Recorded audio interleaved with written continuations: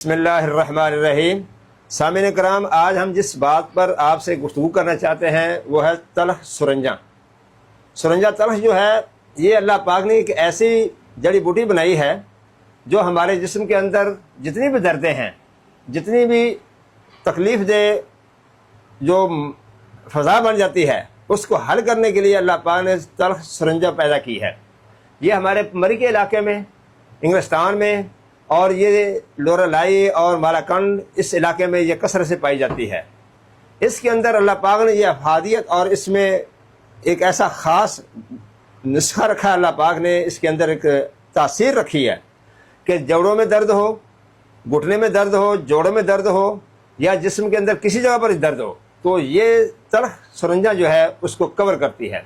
سفرا کے لحاظ سے بھی یہ فائدہ مند ہے، اور خاص کر کے وہ یرکان کے مریض ہیں، ان کے لیے ہم نے تو اس کا ایک سفوف تیار کیا ہے اور کیپسول بھی تیار کیے ہیں، اور ہم نے اس کا بہت اہتمام کیا ہے کہ مقدار مناسب ہو، زیادہ مقدار نقصان دیتی ہے، تو ہم نے طب کے اصولوں کے مطابق اس کا کیپسول تیار کیا ہے۔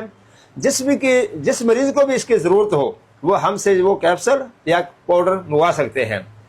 یہ ایسی چیز ہے جو انسان کے جسم کے اندر فاضل مادوں کو کور کرتی ہے، دردوں کو کلیئر کرتی ہے، اور جسم کے اندر کوئی اضافی اگر سفرا میں زیادتی ہے تو اس کو کور کرتی ہے۔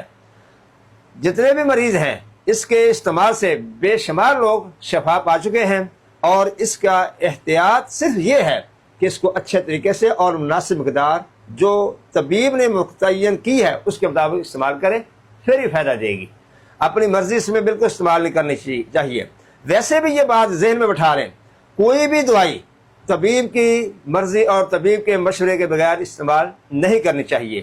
تلخ سرنجہ یہ گرم اور تر ہے، اور اس کا ہر گھر میں ہونا ضروری ہے۔ اللہ آپ کا حامی ناصر ہو، دعا میں یاد رکھیے۔ حکیم کرامت اللہ، نسل کلونی فروغ پر لاہور۔